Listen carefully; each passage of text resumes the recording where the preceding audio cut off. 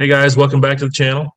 Hopeful Remnant here. I have a special guest, my first ever guest on the channel, Reloading Weatherby. So welcome, Reloading Weatherby. Hey, thanks. I'm glad to be here. So we just did a video on your channel. I'm not sure when it'll come up and everyone will see it, but it's a pretty cool video. So check his channel out for that. I'm sure if you're subscribed to me, more than likely you're subscribed to him. He's got a lot more subscribers than me. But if you're not, please go to his channel and check him out because he is good. I enjoy your videos quite a bit. Watch all of them. Thank you. Thanks for coming on. Yeah. I just want to kind of talk to you for just a few minutes and just ask you a couple questions. Just kind of see what your favorite cartridges are and kind of how you grew up, all that. So we talked a little bit on the last one that we did over on your channel that I'm here in Missouri and you're over there in a little bit further west over in Utah.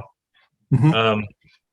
And you kind of grew up, I don't want to put words in your mouth, but you kind of grew up and you didn't have little wimpy cartridges. You, like everyone that was in your family, kind of had the bigger cartridges. So can you kind of talk about that? Just kind of your first hunting stories, kind of growing up? Okay.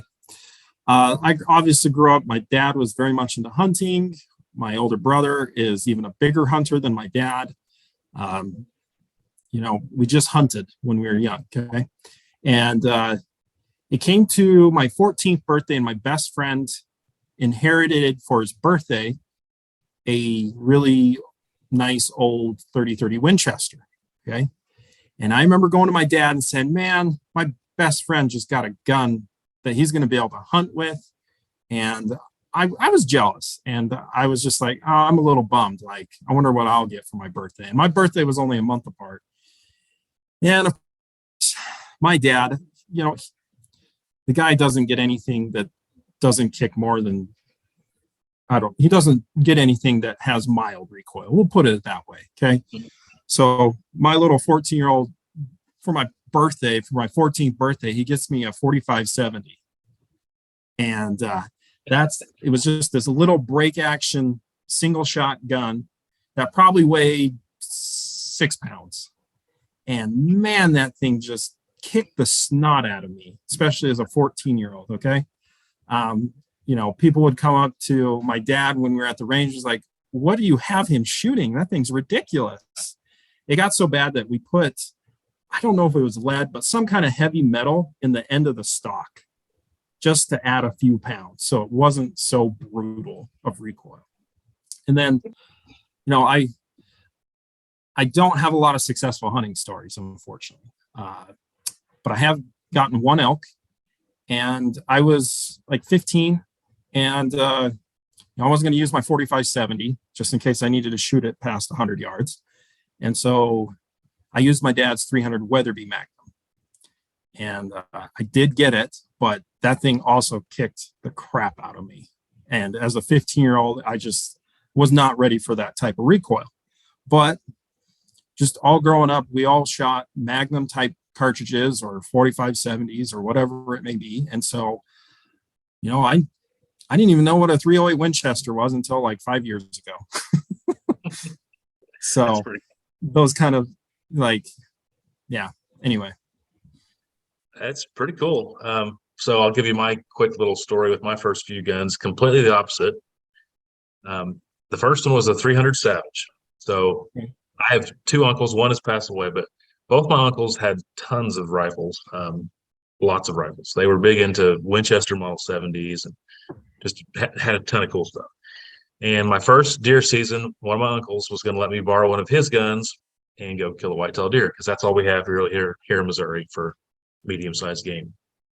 And I wish I had looked this up before we started to record, but I forget that it's a Savage rifle, and it came out a long time ago. It's a pretty cool one, but it was in the cartridge 300 Savage. It had open sights, and I couldn't hit the broadside of a barn with it. He then went and got a 308, and it was a FR8. It was a Mauser that was in Spain. I think the Spanish Army used it or had it. But it was a 308 NATO. It was 7.62 NATO, and it had a peep sight on it, and he let me use that, and I was able to shoot it pretty good, killed my first 2 deer with it. So he loved a 284. I've talked about it on my channel. He had a custom one that he had built off of Mauser Action. my other uncle loved a 270 and a 243. But once again, here in Missouri, we coyote hunt, we might hunt groundhogs or something. Of course, turkeys and deer, but that's all we have. So it really does make sense that if you're out west or you're hunting bigger game, you're going to have things like 45 70s and 300 megs. So I think it's pretty cool how there's a little bit of a difference there. Mhm. So you said you killed an elk, but you don't have a ton Mhm. of hunting stories. I'm kind of the same Unless, way. Go yeah, ahead. unless you count rabbit hunting. That's a big thing out here. So, Yeah. and I've Okay. tried to get a rabbit with a 45-70. Unfortunately, I have missed every time. But in our family, we call it the artillery because you know where it hits compared to like all the AR-15s everyone else uses. So,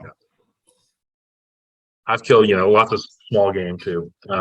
But just mainly deer is what I've hunted here. I do, want to. It's one of my dreams to go out west. In fact, next month I'm going out west to New Mexico, Colorado on a vacation. But I'm not going to be hunting. I'm just going out there to sightsee. But that's it. That is some stuff that I want to do in the future is to hunt for some bigger game. yeah. So I'm going to make a bold prediction here that your favorite cartridge is a 300 Weatherby. That seems pretty obvious, right? If you would have asked me this a year ago, I would have said, no, it's the 50 BMG, of course. So But you've come down a little bit. I've come down a little. So when I got my 300 Weatherby, I really had a choice between a 300 Win Mag. I was set on getting a 300 Win Mag. I was getting back into hunting and I needed a cartridge for elk. I have a 243 Winchester, which is fine for deer, but I was no way going to use it for elk. And so my dad was going to be very kind and basically gift me a rifle. And basically I was set on a 300 Win Mag. I'd narrowed it down between like 30-06, 300 Win Mag, and 300 Rum. The 300 Weatherby was not on the table at all. But we went to a local gun store and there was this Weatherby Vanguard. Usually they're like $600. This one, which was a chambered in 300 Weatherby, was $480. And I know my dad used to shoot a 300 Weatherby. He had the dies and he still actually had brass. And I was like, the 300 Weatherby could actually be viable, like for someone that's on a budget. Like there's no way I'd ever pay for Weatherby ammo. That's just way too expensive. It's like $100 a box right now. There's no way I'd ever pay that. So I definitely reload. And so when I got my 300 Weatherby, sorry, I'm finally coming back to around my favorite cartridge, is I found it to be a little picky.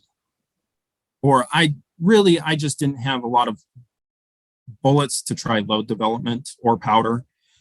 So I found that, it likes the 175 LRX and it's sub MOA. So that's good enough. But I had found that it didn't like it going very fast.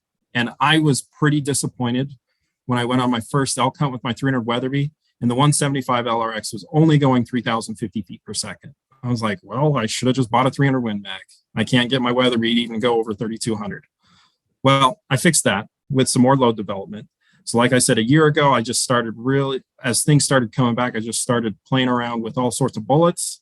And now I'm shooting 175 LRX over 3,300 feet per second. And so the more I just shoot it and the more numbers I crunch with it in Excel or whatever, the more I just really like this cartridge. So yeah, I would say the 300 Weatherby is my favorite right now. Cool. It has the cool factor going for it. I will say that. So I've watched most of your videos, and I'm pretty sure you have a 300 Weatherby and a 270 and a 243. Is that right? And a 223. Cool. Dare I ask what if you have plans for your next cartridge? If you know what it's going to be yet, or is that something you want to hold back on? Absolutely. Everyone knows it on my channel. I'm getting a 257 Weatherby in October if I can find the rifle. So that's the only Weatherby cartridge I really have any experience with. My stepdad has one. It's really cool. I like it. I narrowed it down basically between a 7mm08 Remington and a 257 Weatherby. I kind of want to diversify my calibers. So I don't want to get something of the same caliber. So I probably won't get another 30 caliber for a long time. But the ones I'm missing are 7mm and 25 caliber and 6.5 caliber and 33 caliber. And if I'm going to be completely honest with you, I'm never getting a 6.5 cartridge. I'm stubborn. I'm just not going with what everyone else is doing. You're not going to get the 6.5 284? Sorry. Your video was pretty good about it, though. I just watched that. Yeah. That's good video. There is definitely a great place for the 6.5 cartridges. It's just when I got back into hunting and I got back into hunting rifles, there's no way on earth I'm getting a 6.5 cartridge because that's just what everyone else is doing. So, well, that perfectly leads me into my next question. Can you tell me what you think is the most overrated cartridge out there today, and then possibly the most underrated cartridge? Okay. I think the obvious number one is the 6.5 Creedmoor. I don't hate that cartridge. I think there is a definite place for it. It is a great deer cartridge, great antelope cartridge, and obviously a wonderful 1,000-yard match type PRS cartridge. Okay. It does extremely well. I've shot a 6.5 Creedmoor out to 1,000 yards. Easiest thing. I didn't expect it to be so darn easy, but the 6.5 Creedmoor and the rifle it was in, it just made it extremely fun and easy. You're not going to like the next one I'm picking. I think this one is right next to it. Okay. I think there's a lot of YouTube videos and a lot of people out there that really like to hype up the 300 WSM. And in my experience, the 300 WSM has not lived up to the hype. It's not just you that's talked about it. I'm sure you're aware of Backfire TV. He loves the 300 WSM. And Vortex Nation, that Mark on there always talks about it. Yes. Yep. This is like, I equate this cartridge to being the most unpopular kid in high school. Okay. Not many people have the cartridge, but everyone talks about how great it is and how you need to get one. I don't know what Winchester's doing for their marketing, but every YouTuber loves it, I guess, except for me. So, well, I'll have to admit, I've not tried to act like I own one, but I will say I don't own one. I've never shot one, so I fall into that category.